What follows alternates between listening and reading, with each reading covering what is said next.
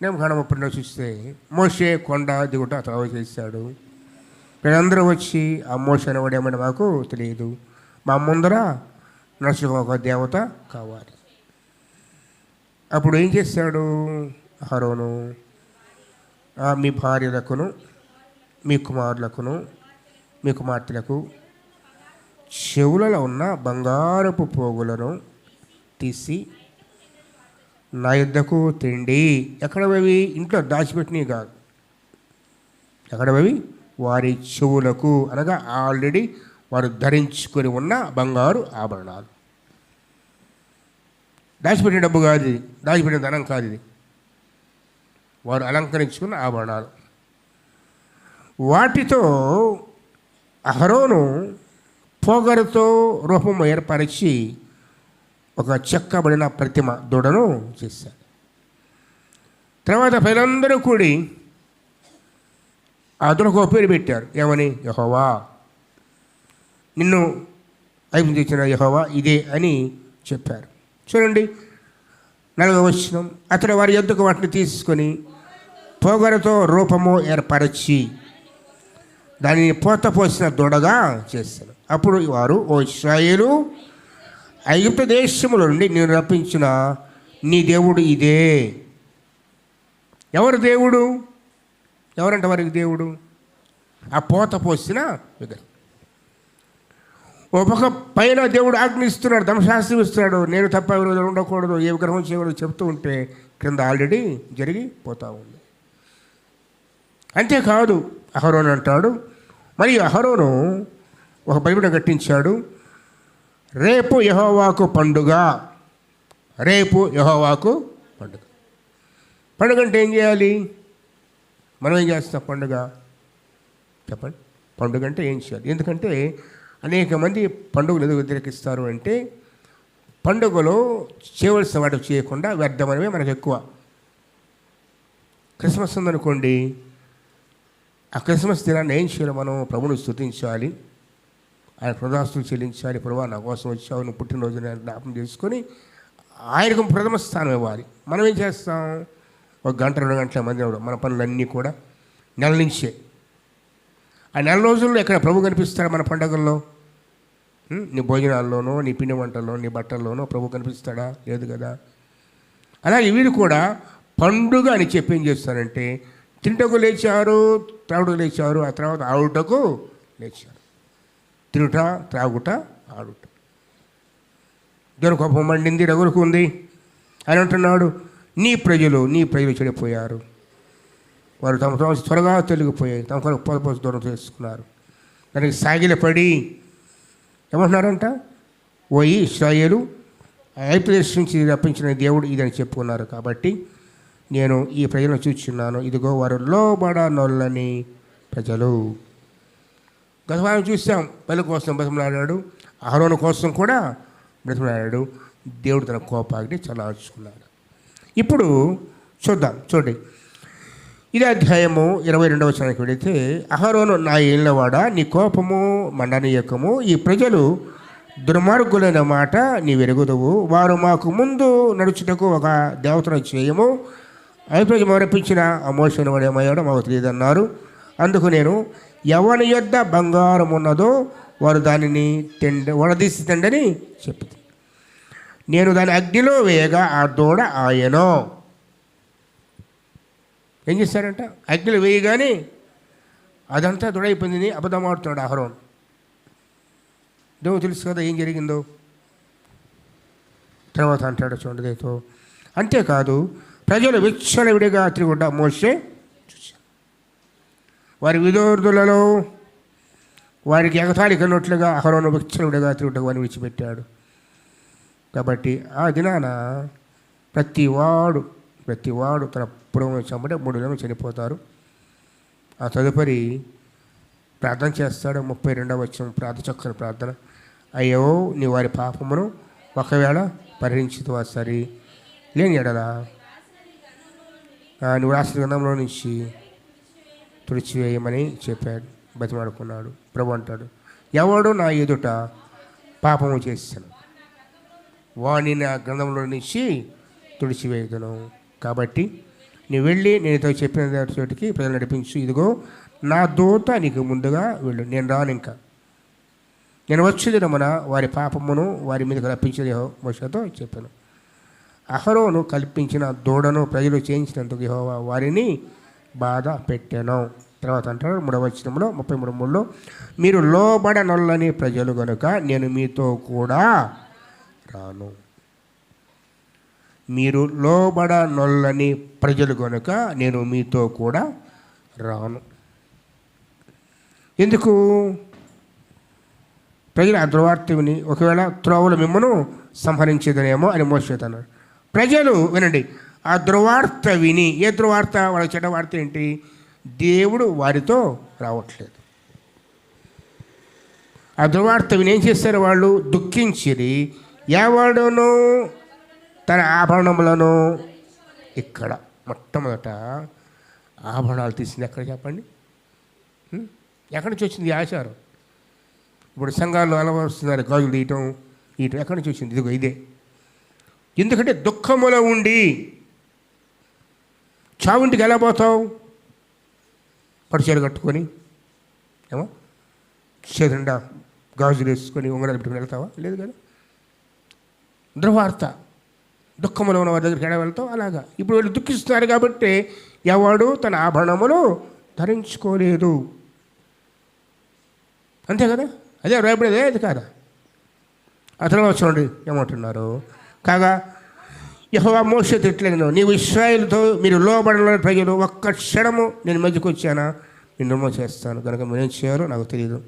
మీ ఆభరణం నుంచి తీసివేసుకోండి చెప్పు అన్నాడు. కాబట్టి ఇశ్రాయేలీయులు హోరేబు కొండ యొద్ద తమ ఆభరణములను తీసివేసిరి. మీరు దుఃఖపడవలసిన సమయం ఇది. ఈ దుఃఖపడవలసిన సమయంలో ఆభరణాలు ధరించుకొని సంతోషం ఉండటానికి ఇది సమయము కాదు. ఎందుకంటే ఈ ఆభరణములే మీకు ఊరిగా మారాయి. ఏమయ్యాయి? ఈ బంగారు దొడ చేయడానికి ఏం కారణమయ్యాయి? వీరి ఆభరణాలు. ఇవి ఎక్కడి నుంచి వచ్చాయి వీళ్ళకి? మాకు ప్రశ్న. ఎక్కడి నుంచి వచ్చాయి? దేవుడు ఐగుప్తు దగ్గర నుంచి దోచుకోవడానికి అనుమతి ఇచ్చాడు. వీళ్ళు సంపాదించింది కాదు. ఎవరిచ్చింది? దేవుడిచ్చింది. ఐగుప్తీయులకు వీరి మీద కటాక్షం కలా చేశాడు కాబట్టి అడిగినవన్నీ ఇచ్చారు. అంతే కదా. ఇప్పుడు దేవుడిచ్చినవే వారికి ఊరైతే, వారికి ఆటంకమైతే దేవుడు వాటిని వారి దగ్గర నుంచి ఏం చేస్తాడు కదా. రేపు చూడండి ఏమన్నాడు, చూడండి ఏమన్నాడు. 5వ వచనము ఆ చివరి భాగము, గనుక మిమ్మల్ని ఏమి చేయవలో నాకు తెలియనట్లు మీ ఆభరణములను మీ వద్ద నుండి తీసివేయడి అని చెప్పుమనేను. కోపముతో దేవుడు చెప్పిన మాట. ఇశ్రాయేలు దుఃఖంలో ఉన్నారు, దుర్వార్తని దుఃఖించారు కాబట్టి మీ ఆభరణాలు తీసివేయండి అని చెప్పారు. అక్కడ తీసివేశారు. తర్వాత మోషే ఆ గుడారమును ప్రత్యక్ష గుడారాన్ని దూరంగా వేసి ఆయన కోపిస్తాడని ప్రతిరోజు వెళ్ళి వస్తూ మాట్లాడుతూ ఉన్నాడు. ఇది మొట్టమొదట వారి పాపం. దీనికి ముందు మరొకటి ఉంది కదా, వారికి జ్ఞాపకం చేస్తారు. బయల్పెయోరు దగ్గర. ఎక్కడది? బయల్పెయోరు.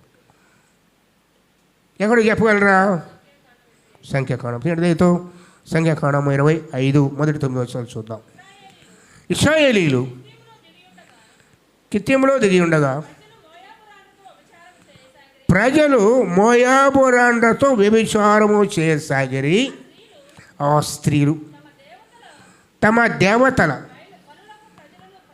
బలులకు ప్రజలు, ఏ ప్రజలు వాళ్ళు? ఇశ్రాయేలుని పిలువగా వీరు భోజనము చేసి వారి దేవతలకు నమస్కరించిరి. అట్లు ఇశ్రాయేలీయులు బలిపీరుతో కలుసుకొని ఉన్న వారి మీద యెహోవా కోపము రగులుకొనెను. ఏం జరిగింది ఇక్కడ? అరణ్య ప్రయాణంలో ఉన్నారు ఇశ్రాయేలీయులు. అంతకుముందే వారు ఏ చోట ఉన్నారో ఆ చోటే బిలాము సంగతి జరిగింది. ఎవరి సంగతి? బిలాము. ఎవరి బిలాము? బలాకు రాజు సోదరి సొమ్ము పంపించి వీరిని శపించడానికి పిలిపించాడు. మనం చాలా ధ్యానం చేస్తాం, గాడిద మాట్లాడుతుంది, ఈ బిలామే. వచ్చాడు బిలాము, పిల్లలందరూ చూశాడు, అతని నోట శాపం రాదు కానీ దీవించాడు కదా, దీవించాడు. దీవించిన తర్వాత వాళ్ళు అదే చోట ఉన్నారు, షిత్తెములో ఉన్నారు. మోయాబోయిలు అనగా ఇదిగో ఈ బలాకు ప్రజలు వారి స్త్రీలతో స్నేహం చేశారు. ఎవరు? ఇశ్రాయేలు. వ్యభిచరించారు. దానికి తోడుగా వారితో పాటుగా వారి దేవతల దగ్గరికి వెళ్ళి బలిర్పించి ఆహారము తిని వారి దేవతలకు నమస్కారము చేసిరి. ఎవరు? ఇశ్రాయేలు. కారణం ఏంటి? అసలు ఇశ్రాయేలు మధ్యకు వీళ్ళు ఎందుకు వచ్చారు? ఇశ్రాయేలు మధ్యకు ఈ మోయాబు స్త్రీలు ఎందుకు వచ్చారు? ప్రయాణంలో దగ్గరే ఉన్నారు. ఇదంతా కూడా బిలాము చేసిన పని. ఎవరు చేసిన పని? పోతూ పోతూ ఊరకపోలేదు, ఒక సలహా ఇచ్చి వెళ్ళాడు. చూద్దాం, వాక్యంలో ఉంది, వాక్యంలో చూద్దాం. చూడండి, ముందుగా ద్వితీయోపదేశకాండము 23వ అధ్యాయము. ద్వితీయోపదేశకాండము 23వ అధ్యాయము 3వ వచనం చూద్దాం. అమోరీయులే కానీ మోయాబీయులే కానీ యెహోవా సమాజములో, ఎందుకంట ఒక ఆజ్ఞ ఇచ్చాడు దేవుడు, అమోరీయులే కానీ మోయాబీలే కానీ. ఈ అమోరీలు మోయాబీలు ఎవరు చెప్పండి? లోతు యొక్క, చాలామంది అంటారు, వాక్యం మాట్లాడతారు, లోతు సంతానాన్ని దేవుడు శపించాడు కదా, మనం చెప్పుకుంది అదే. లోతు సంతానాన్ని దేవుడు శపించాడు, మరి పాపాన్ని బట్టండి అది కాదు, దీవించాడు దేవుడు. వాస్తవానికి ఆ రోజున అక్కడ పాపం గల కారణం కూడా ఆ యవన బిడ్డలు ఇక లోకంలో పురుషులే లేరు అనే ఆలోచనకు వచ్చారు. బైబిల్ అప్పుడు మాట్లాడి వాళ్ళ కళ్ళ ముందు సొదొమ గొమొర్రా పట్టణాలు నాశనం అయిపోయాయి కదా, అందరూ చనిపోయారు, మేమే ఉన్నాం అని వాళ్ళ ఉద్దేశం. అర్థమైందా?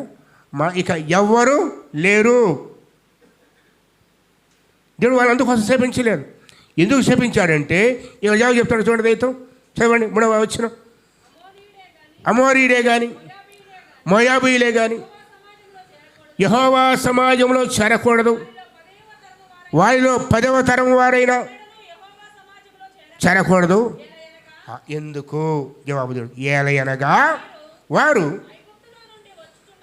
మీరు ఐగుప్తు నుంచి వస్తూ ఉండగా వారు అన్నపానములు తీసుకొని మిమ్మల్ని సొంత బంధువులే కదా, అబ్రహాం సంతానమే కదా, లోతు సంతానం అంటే సొంత వారే కదా, రక్త సంబంధమే కదా. మీరు ఐగుప్తు నుంచి వస్తూ ఉంటే అన్నపానం తెచ్చి మీరు ఎదుర్కొని రాకుండా దానికి తోడుగా మిమ్మును శపించుటకు బహుమానమునిచ్చి నదుల యారాములోని పెరోతులో నుండి మీకు విరోధముగా బిలామును పిలిపించి. ఏంటి వాళ్ళ పాపం ఏంటి? అర్థమైంది ఇప్పుడు. ఎందుకు అమోరీయుడే కానీ మోయాబుడే కానీ సమాజంలో చేరకూడదు అంటే వారు మీ రక్త సంబంధము, లోతు అబ్రహాములు అన్నదమ్ముల పిల్లలు.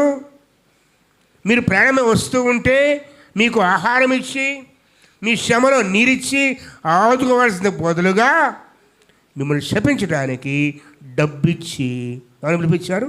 బిలాముని. దేవుడు ఎలా కనిపెడతాడో చూడండి, ఎలా చూస్తాడో చూడండి. దీనిని దేవుడు పాపంగా ఎంచాడు. ఏంటి? తన తోటి వారికి రక్త సంబంధి ముఖం తప్పించకూడదు. వాటిని చెప్పిన మాట. నీ రక్త సంబంధి కానీ నీ తోటి వారి కానీ శ్రమలు ఉన్నప్పుడు నువ్వు ఆదుకోవాలి. ప్రభు చెప్పిన మాట, ఈ చిన్న వారిలో ఒకరి గిన్నెడు చల్లి ఇచ్చిన వారి మేలు మర్చిపోను. అందుకని అంటాడు, ఆ అన్నపానములే కానీ నీరే కానీ మీకు ఇవ్వలేదు కాబట్టి నేను వారికి విరోధనయ్యాను. చివరికి ఎందరో బదులుస్తుంది, ఆఖరికి సౌలు దగ్గర కూడా ప్రతీకారం తీసుకుంటారు. ఒక్కరు ఉండకూడదు. సౌలు ఫస్ట్ ఇచ్చిన పనిదే దేవుడు. కారణం ఏంటి? తన ప్రజలను ఆదరించలేదు కదా, అంతకుమించి వారిని శపించడానికి వారి విరోధంగా బిలామును పిలిపించారు. తర్వాత చూడండి, చక్కని మాట. అంటే ప్రభు కాపుదలతో ఎలా ఉంటుందంటే, ఎంతమంది శపించినా బిలాము వరం ఏం తెలుసా? ఎవరు దీవిస్తే వాడు, ఎవరు శపిస్తే వాడు శపించబడతాడు. అయితే నీ దేవుడైన యెహోవా బిలాము మాట విననొల్లక ఉండెను. నీ దేవుడైన యెహోవా నిన్ను ప్రేమించను కనుక నీ దేవుడైన యెహోవా నీ నిమిత్తము ఆ శాపమును ఆశీర్వాదముగా చేశాను. చూడండి, ఆ శాపమును ఆశీర్వాదముగా మార్చాను. ఎందుకు? నిన్ను ప్రేమించాడు కాబట్టి. ఆయన నీ దేవుడు కాబట్టి. ఎవరి దేవుడు ఆయన? ఇది మన దేవుడు ఎవరు చెప్పండి? ఇలాంటి దేవదేవుని విడిచిపెట్టి వ్యర్థంగా పరిగెత్తున్నావే కదా.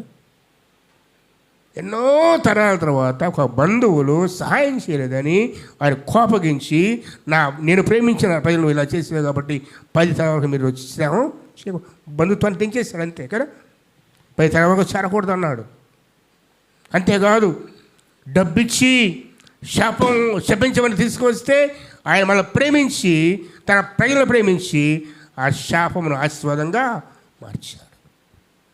ఇది అసలు సంగతి. ఆ చోట వాళ్ళు ఉన్నారు.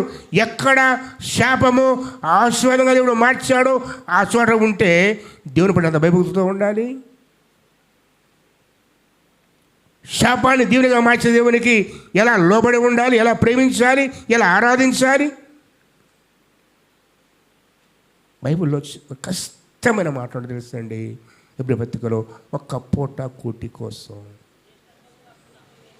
దీనికోసం అంట ఒక్క పూట తినకపోతే చేస్తారా చెప్పండి? ఎవడైనా ఒక్క పూట ఆహారం తెచ్చిపోయాడు ప్రపంచంలో ఎవడైనా ఉన్నాడా? ఎన్ని రోజులు ఉండొచ్చంట? 42 రోజులు ఉండొచ్చంట.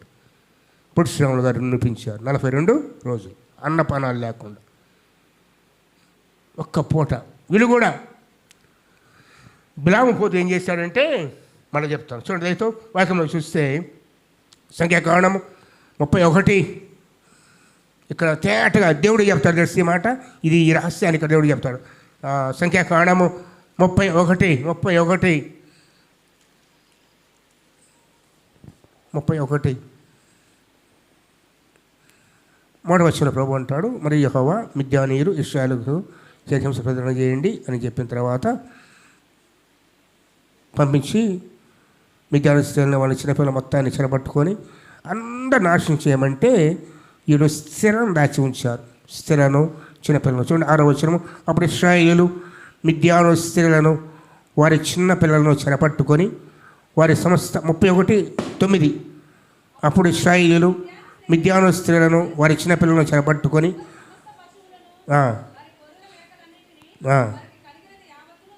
దోచుకొని చాలు. తర్వాత చూస్తే ఇదే అధ్యాయంలో 14వ వచనం. అప్పుడు మోషే యుద్ధ సేనల నుండి వచ్చిన సహస్రాధిపతులను శతాధిపతులకు సేవా నాయకుల మీద కోపపడాను. మోషే వారితో, మీరు ఆడువారినందరినీ బ్రతకనిచ్చి ఇదిగో బిలాము మాట, ఎవరి మాట ఇది? బిలాము మాటను బట్టి పెయోరు విషయంలో ఇశ్రాయేలు చేత యెహోవా మీద తిరుగుబాటు చేయించిన వీరు కాదా? ఎవరు? ఈ స్త్రీలు. అర్థమైందా? ఎవరి మాటను బట్టి? బిలాము మాట, బిలాము బోధ. ప్రకటన కూడా తెలుసా? బిలాము బోధ. ఇదే పై కనబడదు, మంచి కనపడుద్ది, కానీ ఆ బోధ నీ దేవుడికి దూరం చేస్తుంది. స్నేహం చేసిన శ్రేయులతోటి ఆడవారిని ఎరగా పెట్టారు, మరి గుళ్ళకు తీసుకువెళ్ళారు, వాళ్ళ దేవుని దగ్గర తీసుకువెళ్ళారు, బలు అర్పించారు, త్రాగారు, తిన్నారు, దండం పెట్టారు. అదే జరిగింది అక్కడ. తిన్నారు, త్రాగారు, దండం ఎవరికి దండం పెట్టారు? విగ్రహాలకు. ఇది ఎవరి మాట? ఎవరు చెప్పిన సలహా ఇది? బిలాము చెప్పిన సలహా. ఉరకబాల పోతా పోతా, ఉరకబాల పోతా పోతా. బాలాకు అడిగాడంట, ఏంటి పరిస్థితి? నేనేమో ఇన్నిసార్లు దీవించావు, శపించమంటే యెహోవా చెప్పాడయ్యా వల్ల కాదంటే మరి ఏం చేయమంటావు? ఒక మార్గం చెప్పు. సరే ఒకటి చెప్తాను. ఏంటంటే ఎవరు వాళ్ళని శపించలేరు, ఆయన దేవునిగా మారుస్తాడు. వాళ్ళంతటా వాళ్ళు విన్నారా? వాళ్ళంతటా వాళ్ళు దేవుని కోపం తెప్పిస్తే తప్ప ఎవడేం చేయలేడు. ఇది బిలాంబాది. నేను ఎన్ని శాపాలు పెట్టినా దాన్ని దేవుడు దీవునిగా మారుస్తాడు. మరి మార్గం ఏంటి? వాళ్ళంతటా వాళ్ళు ఇశ్రాయేలీలే దేవుని కోపం తిప్పాలి. కోపం తిప్పి ఏం చేయమంటావు? ఆయన నచ్చిన పనులు కొన్ని ఉన్నాయి. విగ్రహారాధన, వ్యభిచారం, ఈ రెండారు ఒప్పుకోడు. కాబట్టి ప్లాన్ వేస్తారు. దేవుడే వాళ్ళ మీద కోపగించలాగున ప్రణాళిక ఇచ్చింది. ఎవరు? బిలాము. అర్థమైందా? బిలాము. ఎందుకు వచ్చి దేవుని కోపం? మరొక వెళ్దాం. సంఖ్యాకాండం 25వ అధ్యాయం. ఇది ఇక్కడ చూస్తారు కదా మీరు. అక్కడ ఇశ్రాయేలు చేత యెహోవా తిరుగుబాటు చేయించిన వారు వీరు కారా? అందుచేత యెహోవా సమాజంలో తెగులు పుట్టి ఉందన్నాడు. ఇప్పుడు సంఖ్యాకాండానికి వెళ్దాం. మనం మరో వాక్యానికి వెళ్దాం. దయతో 25వ అధ్యాయంలో చూద్దాం. 25వ అధ్యాయం. ఇశ్రాయేలీయులు షిత్తీములో దిగి ఉండగా ప్రజలు మోయాబు రాండ్రతో వ్యభిచారము చేయసాగిరి. వీరు ఆ స్త్రీలు తమ దేవతల బలులకు వచ్చి పిలిచారండి. చాలా బాగా జరిగింది తిరణాల. ఏంటిది? అదేగా తిరణాలేగా, బలు వచ్చి తిరణాలేగా. చాలా బాగా జరిగింది. అస్సలు మీరు ఎప్పుడు మీ జీవితంలో చూస్తుంటారు. ఆట పాట మామూలు కూడా. ఆకర్షింపడ్డారు, వెళ్ళారు. వెళ్తే సరిపోలేదు. వెళ్ళి భోజనము ఒక్క పూట కుట్టుకోసం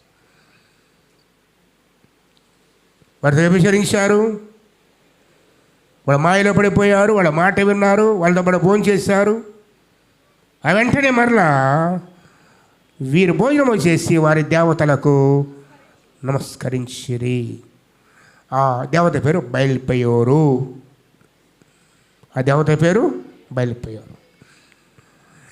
ఇశ్రాయేలీయులు బయల్పెయోరుతో కలుసుకున్నందున వారి మీద యెహోవాకు కోపము రగులు కొనెను. శాపాన్ని దీవెనగా మార్చిన దేవుడు ఎక్కడ శపించబడాలో ఆ చోట దీవెనగా మారిస్తే అదే చోట వారు తిరుగుబాటు చేశారు. ఎవరు నమ్మి, ఎవరి మాట విని దేవుని మాటను ప్రక్క త్రోసివేశారు. దేవుని భయం లేకుండా పోయింది. తాత్కాలికమైన ఆకర్షణ వారికి ప్రాణమైపోయింది. వారితో భోజనం చేశారు. వారి దేవతలకు నమస్కారము చేశారు. ఆజ్ఞలు ఏంటి అసలు? ధర్మశాస్త్రంలో 2 ఆజ్ఞలు. నేను తప్ప పైన ఆకాశం మీద కానీ ఇక్కడ భూమి కానీ భూమి నెల కానీ దీన్ని నువ్వు చేసుకోకూడదు, దానికి సహాయపడదు, నమస్కరింప. కోపం తెప్పించేప్పుడు దేవునికి కోపం వచ్చేసాను అంటాడు చూడదైతో. అప్పుడు యెహోవా కోపాజ్ఞ అంటాడు, నీవు ప్రజలధిపతులను అందరినీ తోడుకొని యెహోవా సన్నిధిని సూర్యునికి ఎదురుగా వారిని. ఎందుకు సూర్యుడు? ఈ బయలుపోయారు. సూర్యదేవత. ఏ దేవతను సేవించారు అప్పుడు నాకు? వాళ్ళని సూర్య నమస్కారం చేశారుగా. ఆడే ఉరిది. ఎక్కడ? ఆ సూర్యుని ముందే, సూర్యుని ఎదుట వృత్తి. ఎవరు? పెద్దలు ఏం చేశారు? కాపాడాల్సిన బాధ్యత వాళ్ళకి ఉంది. మోషే ఒక్కడు వాళ్ళందరూ నడిపించలేక మరి 70 మంది పెద్ద ఏర్పాటు చేశాడు కదా. మరి అనేకులు ఉన్నారు, నాయకులు. వాళ్ళందరినీ చేయమన్నాడు దేవుడు, ఉరిదీయమన్నాడు. అంతేకాదు ఆ పాప ఫలితంగా ఆ దినాన 9వ వచనము 24,000 మంది ఆ తెగులు చేత చనిపోయారు. ఏమొచ్చింది? తెగులు. దేని ఫలితము? తెగులు. విగ్రహారాధన ఫలితం. దేవుని కోపం తెప్పిస్తే ఏమొస్తుంది? తెగులు వస్తుంది. ఎవరు తట్టుకోలేరు, నిలబడలేరు. అందుకే ప్రభు అంటాడు, నేను రోషము కలిగిన దేవుడిని. బిలాము బోధ. ప్రాణం తీయండి, ప్రాణంలో బిలాము బోధ ఏమంటారు? ప్రాణ గ్రంథంలో సంఘాలకు రాసిన మాటలో ప్రభు అంటాడు, చక్కగా బిలాము జ్ఞాపం చేస్తాడు. ఈ దినాల్లో కూడా బిలాము బోధ ఉంది, జాగ్రత్త. ఏం కాదు, పలహారమేగా, ఏం కాదు, లడ్డే కదా, ఏం కాదు, పాయసమేగా, బెల్లపు నీళ్ళేగా. ఇదే బిలాము బోధ. చూడండి, ప్రకటన రెఫరెన్స్ చెప్పాలి. 2వ అధ్యాయము ఏ సంగతి చెప్తున్నాడు? పెర్గములో ఉన్న సంగతి రాయము. అయినను నేను నీ మీద కొన్ని తప్పిదములు మోపవలసి ఉన్నది. అవేమనగా విగ్రహములకు బలి ఇచ్చిన వాటిని తినట్లుగా జారత్వము చేయనట్టును ఇశ్రాయేలుకు ఉరియొడ్డమని బాలాకు ఎవరు నేర్పారు? బాలాకు ఎవరు? రాజుకి నేర్పిన బిలాము బోధ అనుసరించేవారు మీరు కొందరు ఉన్నారు. అది ఏంటంటే విగ్రహాలకు బలిగిచ్చిన దాన్ని, జారత్వాన్ని ఎవరు నేర్పారంటే బాలాకుకి బిలాము నేర్పారు. బాలాకు ఎవరు? రాజు. బహుమతి స్థాయి పిలిపించిన అమ్మాయిల రాజు, బిడ్డలు రాజు. అందుకంటున్నాడు చూడండి, జాగ్రత్త, నీలో ఉన్నారు. వాళ్ళు ఏం చేస్తారంట? చదువు నేను చెప్తున్నాడు. తర్వాత కావున ఏం పొందాలి? ఈ మారు మనసు అనే మాట అవిశ్వాసులుగా విశ్వాసులు చెప్పటం ఒక గొప్ప క్వశ్చన్ తెలుసా? ఇవన్నీ సంఘాలు చెప్పే మాటలు ఇవి. ఎవరితోటి? సంఘాలతో. సంఘం అంటే ఆయన సొత్తు కదా. అనగా ఆయన సొత్తులో కూడా ఆయన ఎన్నుకున్న వారిలో కూడా కొందలాంటి వారు ఉన్నారు. అందుకే మారు మనసు పొందు. ఒకే ఒక సంఘం తప్పడం, ఒకే ఒక సంఘం మీదన్నిటి మీద నేనే తప్పు ఒకటి, ఇది ఈ బలహీనత ఉంది, ఇది ఉంది సరి చేసుకో, లేకపోతే జాగ్రత్త. లేకపోతే ఏం చేస్తాను చూడండి, ఇక్కడ ఏం చెప్పాడు? మారు మనసు పొందకపోతే లేని ఎడనగా, నువ్వు మారు మనసు పొందకపోతే లేని ఎడగా నీ ఎద్దకు వచ్చి, త్వరగా వచ్చి, నా నోట ఉండి వచ్చి, ఏంటి అక్కడికి వాక్యము చేత నీపై యుద్ధం అన్న, నీ వాక్యమే, నీకు ఇచ్చిన వాక్యం నీ మీద సాక్ష్యం పలికిద్ది కదా. ఎక్కడ వస్తుంది? విగ్రహాన్ని చేయకూడదు వాక్యంలో కదా. ఆ వాక్యాన్ని బట్టి తిరుగు తీసి దేవుడుగా ఉన్నాడు. నా నోట నుంచి ఖడ్గముతో నీ మీద యుద్ధం నేను చేస్తాను అని ప్రభు జ్ఞాపకం చేస్తున్నాడు.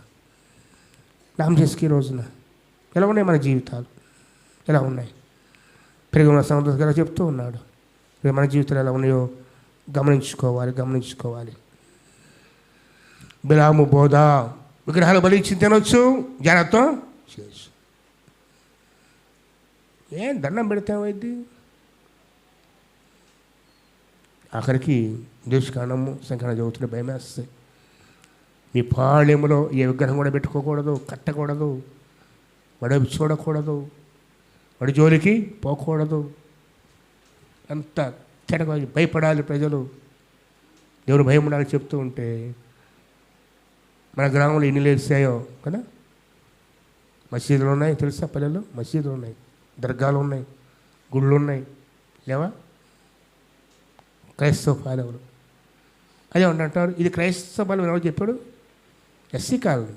ఏ కాలనీ అంట? SC colony. అదొక పేరు పెట్టారు. ఇది క్రైస్తవ పాలెం కాదు, క్రిస్టియన్పేట అంటే అది వేరు. ఇది కృష్ణపేట అనే పేరు కాదు. ఏం పేరు దీని పేరు? కాబట్టి తప్పు లేదు. సమర్థించుకోవడానికి మనం మాట్లాడే మాటలు ఇవన్నీ ఇక్కడ వెళ్తాయేమో కానీ ఎక్కడ చెల్లం? దేవుని దగ్గర ఈ మాటలు ఇక్కడ వెళ్తాయేమో, రేపు ఇది లెక్క చెప్పాలి. జాగ్రత్త. మంచిది. చివరిగా ఇంకో వ్యక్తి జ్ఞాపకం చేస్తా. ఏ వ్యక్తి అయితే న్యాయపతిగా ఉండి, ఏ వ్యక్తి అయితే ఇశ్రాయేలు గొప్ప విజయం ఇచ్చాడో ఆ వ్యక్తి ద్వారా విగ్రహాలు పడిపోయారు ప్రజలు. ఆ వ్యక్తి గిద్యోను. ఎవరు? గిద్యోను. ఎవరు నమ్మరన్నమాట. గిద్యోను ద్వారా ఇశ్రాయేలు ఈ విగ్రహాలు పడ్డారంటే. న్యాయపతుల గ్రంథము 8వ అధ్యాయం, న్యాయపతులు 8 చూద్దాం. ఇది చెప్పి ఈ వారపు అంశాలు ముగిస్తాను. వచ్చేవారు 6వ అంశం ధ్యానం చేద్దాం. న్యాయాధిపతులు 8. అసలు వాస్తవానికి గిద్యోను ఎక్కడి నుంచి వచ్చాడు? ఇదొక న్యాయాధిపతి. మోషే చనిపోయాడు. యెహోషువ నాయకత్వంలో ప్రజలందరూ కూడాను వాగ్దాన దేశం చేరారు. అక్కడ చేరిన తర్వాత అధికారి లేడు, ఓ నాయకుడు లేడు. ప్రజలందరూ వారి ఇష్టానుసారంగా జీవిస్తున్నారు. 2వ అధ్యాయము 10వ వచనం చూస్తే ఆ తరము వారందరూ, ఏ తరం వారు? దేవుని కార్యాలు అందరూ కూడాను తమ పితరుల యుద్ధకు చేర్చబడి వారి తరువాత యెహోవానైనను ఆయన ఇశ్రాయేలు చేసిన కార్యములైనను తెలియని తరం ఒకటి పుట్టగా. ఏ తరం అది? దేవుని ఎరుగని ప్రజలు పుట్టింది. వాళ్ళు ఏం చేస్తారు? ఇశ్రాయేలు యెహోవా ఎదుట, కనుల ఎదుట కీడు చేసి ఐగుప్తు నుంచి వారిని రప్పించిన తమ పితరులను యెహోవాను సర్జించి బయలుదేవతలను పూజించి తమ చుట్టూ ఉండు జీవన దేవతల్లో ఇతర దేవతలను అనుసరించి వారు నమస్కరించి యెహోవా కోపం పుట్టించిరి. కాబట్టి యెహోవా కోపాగ్ని ఇశ్రాయేలు మీద మండాను. ఇంకా బయలు, అష్టారోతు ఇవన్నీ ఆయన దోచుకొని వారి చేతికి వారిని అప్పగించను.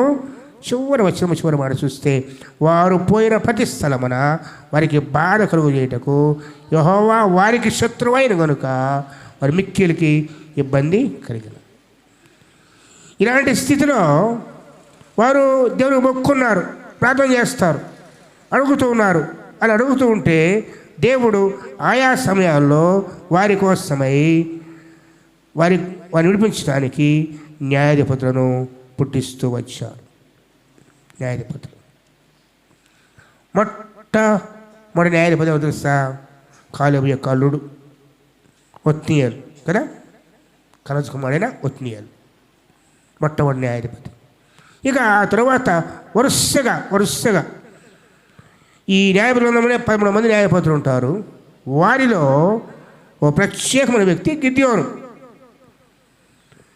కాలం ఏం జరిగిందంటే చూడండి, న్యాయబృందము 6వ అధ్యాయము 3వ వచనం. ఇశ్రాయేలు విత్తనం తరువాత మిద్యానీయులను అమలేకును తూర్పునున్న వారును తమ పశువులను గుడాము తీసుకొని మిడతల దండంత విస్తారం వారి మీదకి వచ్చారు. వాళ్ళకి ఆహారం లేదు, ఏం లేదు, ఊడ్చిపడేశారు, దోచుకున్నారు. వారు మిద్యాన్ని బట్టి మిక్కిలి హీన దశకు వచ్చారు. అప్పుడు మొరపెట్టారు దేవుని. 7వ వచనం. మిద్యానీయుల వలన బాధను బట్టి ఇశ్రాయేలు యెహోవాకు మొరపెడితే ఓ ప్రవక్తను పంపించాడు దేవుడు. హెచ్చరించిన ఏమని చెప్పిన ప్రవక్త? ఇశ్రాయేలు దేవుడు యెహోవా సెలవిచ్చిందేమనగా, నేను ఐగుప్తు నుంచి మిమ్మల్ని రప్పించి దాసుల నుంచి మిమ్మల్ని తోడుకొని వచ్చాను, మిమ్మల్ని నడిపించాను, విడిపించాను. వాళ్ళు తోలివేసి దేశాన్ని మీకు ఇస్తే మీరు వారి దేవతలు భయపడకూడదని మీరు చెప్పినా మీరు నా మాట వినలేదు. 10వ వచనం చూడండి. మీరు అమోరియల దేశం నివసించుతున్నారు, వారి దేవతలకు ఎందుకు? మన పక్షాన ఉంది ఎవరు చెప్పండి? జీవమైన దేవుడు మన పక్షాన ఉంటే మనం ఎవరికి భయపడము. ఎప్పుడు అమ్మో ఏం చేస్తావు దేవుడు, ఏం చేస్తావు భయపడగలిగిద్ది? మనతో దేవుడు లేనప్పుడు. అయితే వాగ్దానం ఏంటి? వారి దేవతలకు భయపడకూడి, నేనున్నాను మీకు తోడుగా అని చెప్తే మీరు భయపడ్డారు. అలాంటి సమయాన గిద్యోను ఒక చాటున దొలగొడుతున్నాడు, గోధుమలు చాటున. దేవదూత వచ్చాడు, పిలిచాడు, స్థిరపరిచాడు, పని అప్పగించాడు. 300 మందితో. ఎంతమంది? 300 మంది. కత్తి లేదు, ఆయుధాలు లేవు, దివిటీలు కొండ కదా, దివిటీలు కొండ. గొప్ప జయము. ఈ జయం వచ్చిన తర్వాత ఇశ్రాయేలు ఏం చేస్తారంటే అందరూ కూడా గుంపుగా గిద్యోను దగ్గరికి వచ్చారు. మనలాంటి వాళ్ళు కూడా వచ్చి, అయ్యా ఇక మేట నువ్వే మాకు రాజువి. ఎవరంట? నువ్వు మమ్మను ఏలాలి. ఏమన్నారండి? నువ్వు మమ్మను ఎలా? 8వ వచనం చూడండి. 8వ వచనం, 22వ వచనం. అప్పుడు ఇశ్రాయేలు గిద్యోనుతో నీవు 8:22 న్యాయపతులు 8:22. అప్పుడు ఇశ్రాయేలీయులు గిద్యోనుతో నీవు మిద్యానీయుల చేతిలో నుండి ఇక్కడేనమ్మా మనం అంతా పొరపడేది కదా. ఎవరి బలము చేత గిద్యోను వారిని కాపాడాడు? యెహోవా బలం, దేవుని బలం. ఎక్కడైతే ఒక వ్యక్తి హెచ్చింపబడతాడో అక్కడ దేవునికి మహిమ లేదు, అంతే కదా. వీళ్ళు గిద్యోను వైపు చూస్తున్నారు.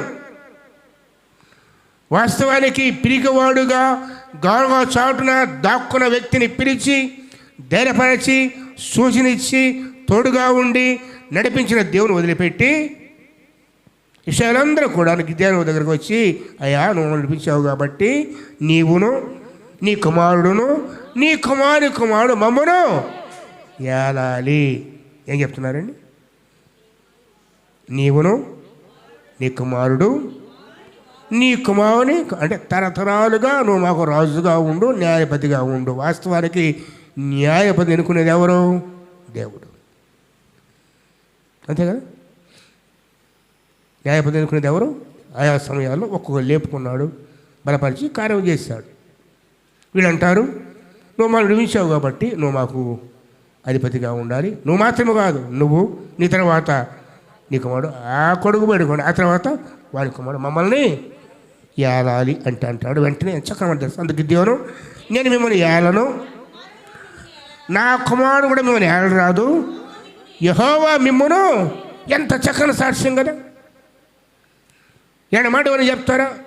నువ్వు నేను చెప్పగలమా? వెరీ గుడ్, నేను నా కొడుకు ఏంది మనం కూడా వెళ్తాం కానీ నేను అంటాం. ఎంతవరకు బాగుంది. ఆ తరువాత గిద్యోను చేసిన పని, బలహీనైన వ్యక్తిని యెహోవా దూత ప్రత్యక్షమై మాట్లాడాడు. యెహోవా దేవుడు ఎవరో తెలుసు. ఆ దేవుని శక్తి ద్వారా కుర్రముదల సంగతి తెలుసు. ఆయన ఇచ్చిన బలి దేవుడు అంగీకరించాడు. రాతి మీద పెట్టబడ్డ దహబలిని కర్రతో ముట్టి దహించింది దేవదూత. ఇవన్నీ చూసిన వ్యక్తి ఇదైన తర్వాత ఏం చేశారంటే చూడండి, తర్వాత వెంటనే 24 వచ్చారు. మరియు గిద్య మరలా ఇక్కడే మళ్ళీ ఆభరణాలే, చెవి పోగులు, ఏంటి చెవి పోగులు. మరియు గిద్యోను, మీలో ప్రతి వాడు, నేను ఏళ్ళ కానీ చూడండి, నేను మిమ్మల్ని ఏళ్ళ గాను నా కొడుకు ఏళ్ళ కానీ మనం యుద్ధం చేసి వచ్చాం కదా, మీరు ఆ యుద్ధం చేసి మీకు దొరికిన బంగారాన్ని పోగొల్ని తెచ్చి నాకు ఇవ్వండి అన్నాడు. ఏంటంటే అంట చూడండి, అయితే మీలో ప్రతి వాడు తన దోపుడు సొమ్ములో ఉన్న పోగులను, ముక్కు పోగులు చెవు పోగులు నాకీయ వలనని మనవి చేయొచ్చు బతిమాలుతున్నాడు. ఏలమంటే వద్దన్నాడా? మరి ఎందుకు? వాటితో ఒక ఏఫోదు తయారు చేయించుకున్నాడు. ఏం చేస్తాడు చూడండి, అవి తీసుకున్నాడు. వారు ఇష్మాయిలు కనుక వారికి పోగులు ఉండెను. అందుకు వారు సంతోషంగా మేము వాటికి ఇచ్చామని చెప్పారు. ఒక బట్టను పరిచి ప్రతి వాడు తన దోపుడు సొమ్ములో నుండి పోగులు దాని మీద వేశాడు. ఎంత గొప్పైంది ఏంటి పోగులు. తర్వాత మిద్యాను ఒంటి మీద ఉన్న చంద్రహారములు, కనబోసారంటే చెవులుకున్నటువంటి ఆభరణాలు, దొమల ఉన్న బట్టలు గాక, ఒంటెల మెడనున్న గొలుసులు గాక, అతడు అడిగిన బంగారపు పోగుల ఎత్తు 1700 తులముల బంగారు. తులం అంటే ఎన్ని గ్రాములు? 10 గ్రాములు. 1700 అంటే ఆ లెక్క ఏంటి? ఎన్ని గ్రాములు? 10,000కు పైన బంగారాన్ని ఇస్తే గిద్యోను దానితో ఒక ఏఫోదును చేయించుకొని, ఏఫోదు ఎవరు ధరించేది? ఏఫోదు ఎవరు యాజకుడు ధరించేది. అహరోను మాత్రమే, ప్రధాన యాజకుడు మాత్రమే వేసుకో. అంటే ఇప్పుడు అధికారం కాదు కానీ యాజకత్వం ఏం కోరాడు?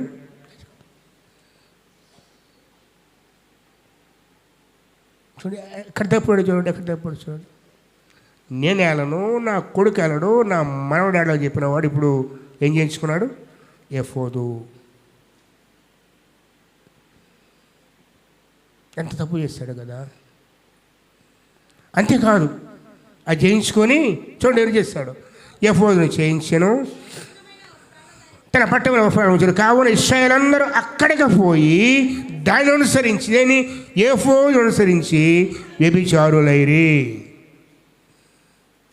బొమ్మ కనపడితే చాలు మన వాళ్ళకి. ఏం కనపడితే చాలు? ఎద్దు కావచ్చు, దూడ కావచ్చు, సిలువ కావచ్చు, ఏఫోదు కావచ్చు, గుడి కావచ్చు, విగ్రహారాధన అయిపోతుంది. ఆ కాలంలో యాజకుడు ఏఫోదు దగ్గర ఊరిము తుమ్మిది వారు విచారించేవాడు. అది ప్రజల యాజకులు మాత్రమే చేసే పని. నేను రాజుగా ఉండను కానీ యాజకత్వాన్ని కోరుకున్నాడు. ప్రధాన యాజకుడు మరి కూడా తాకకూడని ఏఫోదు కోసం చేయించుకొని ఒఫ్రాలో తన ఇంటి దగ్గర పెడితే అందరూ వెళ్ళి దండం పెట్టి నా విగ్రహంగా చేసేసారు. దేనిని? ఇది గిద్యోనుకు ఊరి అయ్యింది. జాగ్రత్త. బైబిల్లో దేవుడు చెప్పిన మాట చూడండి, ఎవరు రాస్తాడో. అది గిద్యోనుకును అతని ఇంటి వారికి ఏమైందంట? ఊరంటే చావు. దేని ద్వారా? ఇష్టపడి చేయించుకున్న ఏఫోదు ఏమైంది వారికి? చావు, ఉరి. ఏంటది? ఆలోచన ఒక్కసారి. తొలగాత్రం కాదు, ఇష్టాలందరూ భ్రష్ట్ అయిపోయారు. విగ్రహారాధనకు కారణమై వ్యభిచార కారణమైపోయింది. అది వ్యభిచారం అంటే అర్థం ఏంటి తెలుస్తుంది? దేవుడు విడిచిపెట్టడమే. వ్యభిచారం అర్థం ఏంటి? యజమాని వదిలిపెట్టి వెళ్ళిపోవడం వ్యభిచారం అంటే. దేవుడు వదిలిపెడితే దాన్ని దేవుడు వ్యభిచారంతో పోల్చాడు. ఇర్మియా కానీ ఏషియా కానీ వ్యభిచారం ఉన్నారా? ఇదే మాట ప్రభువాడేది. తను వదిలిపెట్టినవాడు. ఇంత బలాఢ్యుడు, పరాక్రమశాలి, దేవుడు తోడుకున్న వ్యక్తి అధికారిని కోరుకోలేదు. కానీ తన మనస్సులో యోచన తనను మాత్రమే కాదు, ఈశ్వరుని పాపములో పడవేసింది. ఏఫోదు విగ్రహం అయిపోయింది. అవసరం వచ్చిందా? ఏఫోదు ఉందండి అనేవాడు. ఆఖరికి సమూయేలు కాలంలో మనస్సు కూడా విగ్రహం అయిపోయింది వాడికి తెలుసు. అందుకే దేవుడు మనసు అందిసేసింది. మనస్సం కూడా విగ్రహమైంది. యెషయాలందరూ కూడా యుద్ధం చేస్తూ ఐగుప్తీయులతోటి మనసు తెచ్చుకుందాం, మన జయం వస్తుంది. ఏం తెచ్చుకుందామంట? మనసు. దేవుడు కాదు, మనసు పట్టబడింది కదా, మనసు పట్టబడింది. ఇలాగా మన స్వంత ఆలోచన, మన ఉద్దేశాలు తెలియకుండా మనకు ఊరిగా మారుతున్నాయి. దేవుని విషయంలో బహు జాగ్రత్త. దేవుని విషయంలో ఏ ఆచారం పనికిరావు, ఏ పద్ధతి పనికిరావు. ఆయన చెప్తే చేయాలి, ఆయన చెప్తే చేయాలి. గీతలో దేవుడు చెప్పాడా? ఒక్కో చేయించుకొని? లేదు కదా. చెప్పాడండి? లేదు కదా. మాట్లాడాడు. ఏ విషయంలో మాట్లాడాడు? ఇంతమంది కాదు, 32,000 మంది ఉంటే వీళ్ళు కాదు, 20,000 మంది వెళ్ళిపోయారు, ఇంకా 10,000 మంది ఉన్నారు, వీళ్ళు కాదు, 300 మంది మిగిలారు, వీళ్ళతో జయమిచ్చాడు. ఇలా మాట్లాడుతూ వచ్చాడు. కానీ ఇదిగో గిద్యోను ఒక ఏఫోదు చేయించని చెప్పాడా? లేదు కదా. అందులో దేవుడి విషయం లేదు. జ్ఞాపకం చేస్తున్నాను, దేవుడి విషయంలో ఆయన మనస్సును, మన మనస్సును ఆయన తప్పించే ప్రతి విషయంలో మనం జాగ్రత్తగా ఉండాలి, బహు జాగ్రత్తగా ఉండాలి. ఆయన బయలుపరి విషయంలో విషయాలందరూ కూడాను బయలుపరిని హత్తుకున్నారు, మోయబడినంత విచారము చేశారు, కలిసి భోజనం చేశారు, వారి దేవతలకు మొక్కారు. అది వారికి తెగులుగా మారింది. ఆ తిన్న ఆహారం ఏమని చెప్పండి? తెగులేని. 24,000 మంది చనిపోయారు. ఇక్కడ మరలా వారు సంపాదించిన, లేదు వారు దోచుకున్న ఆ చెవిపోగులు, ఇష్మాయిల చెవిపోగులు అన్నీ కూడాను ఏఫోదుగా మారిస్తే, అన్నాడు అహరోను కూడా ఇష్మాయిల చెవిపోగులు ఏం చేశాడు? దొడగా చేశాడు. ఇక్కడ గిద్యోను ఇష్మాయిల చెవిపోగుల్ని ఏఫోదుగా మార్చాడు. ఏఫోదుగా మనంత మాత్రాన అది పరిశుద్ధం కాదు. దేవుడు ఇవ్వని మాట, దేవుడు చెప్పని మాట, దేవుడు చెప్పంది ఏదైనా మనకు ఊరిగానే మారుతుంది. దేవుడు అనుమతి లేనిది, దేవుడు చెప్పంది, దేవుడు వద్దన్నది అది మన ఊరిగానే మారుతుంది. గిద్యోను విషయంలో అదే జరిగింది. ముగిస్తాను, చివరి మాట చూడండి. కావున ఇశ్రాయేలు అందరూ అక్కడికి పోయి, ఎక్కడికి? ఎవరది? ఒఫ్రాలోనికి పోయి దాన్ని అనుసరించి వ్యభిచారులైరి. అది గిద్యోనుకును అతని ఇంటి వారికి ఉరిగా ఉండెను. ఏది మనకు ఉరి? ఏది మనకు శాపము? ఏ విగ్రహారాధన నీలో నాలో తిష్ట వేసుకుంది. నిజ దేవుడి నుంచి, జీవుల దేవుడి నుంచి మనం వేరు చేసేది ఏమున్నాయి? మన దృష్టి ఆయన నుంచి వెళ్ళిపోయేదన్నీ కూడా విగ్రహాలే. ఆయన వైపు చూడకుండా లోకం వైపు, లోకాశ్రమ వైపు, లోకమైన వైపు చూసేవన్నీ కూడా విగ్రహాలే. పశ్చాత్తాపడి మన జీవితాల్లో దేవుడు కృపను పొందుకోవాలి. శివకుమారి ముగిస్తా. దేశకాండ 30వ అధ్యాయం, దేశకాండ 30:15 చూడండి. చూడము, నేడు నేను జీవమును, మేలును, మరణమును, కీడును నీతో ఉంచి ఉన్నాను. నీవు బ్రతికి విస్తరించినట్లుగా నీ దేవుడైన యెహోవాను ప్రేమించి ఆయన మార్గమునందు నడుచుకొని ఆయన ఆజ్ఞలను, కట్టడలను, విధులను ఆశించమని నేను నీకు ఆజ్ఞాపించి ఉన్నాను. అట్లు చేసిన ఎడల నీవు దేశములో నీ దేవుడైన యెహోవా నిన్ను ఆస్వాదించును. అయితే నీ హృదయము తిరిగిపోయి నీ విననొల్లక ఏడవబడిన వాడవై అన్య దేవతలకు నమస్కరించి పూజించిన ఎడల మీరు నిశ్చయముగా నశించిపోదురు. నిశ్చయముగా నశించిపోదురు. 20 19 అయితే నేను జీవమును, మరణమును, ఆశీర్వాదము, శాపము నీ ముందు పెట్టాను. భూమి ఆకాశములు మీ మీద, గతంలో చెప్పాను కదా, భూమి ఆకాశములు సాక్షులు పెట్టాను. తర్వాత చేస్తే అనమాట, అది ఒక్కటి చూద్దాం. నీ పితరులైన అబ్రహాము, ఇస్సాకు, యాకోబులకు ఆయన ప్రమాణము చేసిన దేశంలో మీరు నివసించినట్లుగా యెహోవాయే నీ ప్రాణమునకు, నీ దీర్ఘాయుష్కు మూలమై ఉన్నాడు. కాబట్టి నీవును నీ సంతానము బ్రతుకుచ్చు. నీ ప్రాణమునకు మూలమైన నీ దేవుడిని యెహోవాను ప్రేమించి ఆయన వాక్యమును విని ఆయన హత్తుకొనున్నట్లు జీవమును కోరుకొనుడి. ఏం చేయాలంటే యెహోవాను ప్రేమించి ఆయన వాక్యమును విని ఆయన హత్తుకోవాలి. అప్పుడు మనకు జీవము, లేనట్లయితే మరణము, శాపం. 2 మార్గాలు మనం ఉంచాడు దేవుడు. అది మనం కోరుకోవాల్సిందే. మన జీవితం మన ఇష్టం కదా. ఇక్కడ కూడా దేవుడు ఛాయిస్ ఇచ్చాడు. నీ ఇష్టం. నన్ను వెంబడించావా, నా వాక్యం కాకున్నావా, జీవం. లేదు, నీ ఇష్టమా, వెళ్ళు. కానీ మనము దాగి ఉంది, జాగ్రత్త. గీతకి గురి తెచ్చుకున్నాడు. ఇది మన జీవితం తెలియకుండా ఎన్ని శాపాలు, ఎన్ని వ్యర్థమైన అనుసరిస్తూ ఉన్నాం. దేవుడు దూరం అయిపోతూ ఉన్నాం. దేవుడి సమయం దొంగిలిస్తూ ఉన్నాం. దేవుడి సన్నిధికి రాలేకపోతూ ఉన్నాం. మనసారా ప్రార్థన చేయలేకపోతూ ఉన్నాం. వాక్యం చేయలేకపోతూ ఉన్నాం. దేవుడి నుంచి ఏది మనం దూరం చేస్తాం, అదృష్టి ప్రక్క తప్పించినా కూడాను అది మన విగ్రహమే. ఈరోజు సరిచేయబడి విగ్రహారాధన బహుఘోరమైన పాపము, ఆయన కోపాన్ని రోజులు గుర్తెరిగి ప్రభుత్వ మన దేవుని సేవ, మన జీవితాలు ఆయన మాత్రమే సేవించి ప్రేమించి వాక్యానుసారకు జీవించే జీవితాలు కృప దేవత తండ్రి నీకు నాకు దయచేయనుగాక. సరిచేయబడదాం. ఇద్దరు జీవితాన్ని చూస్తాం. బలిపేరు హత్తుకున్నవారు బిలాము బోధ, బలిపేరు హత్తుకున్నవారు, అలాగే గిద్యోని జీవితంలో తను చేసిన పాపము.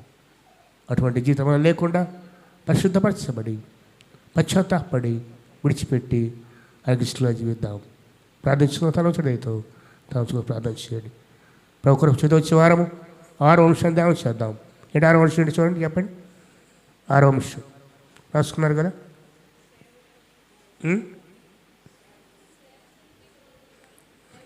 ఈ విధంగా మాట్లాడటం. ప్రభుత్వం వచ్చిన ధ్యానం చేద్దాం. ప్రార్థన రావాలని కోరుతున్నాను. ఒకరు ప్రార్థన చేయండి, ఇతరుల కోసం ప్రార్థన చేయండి. ముగించుకుందాం.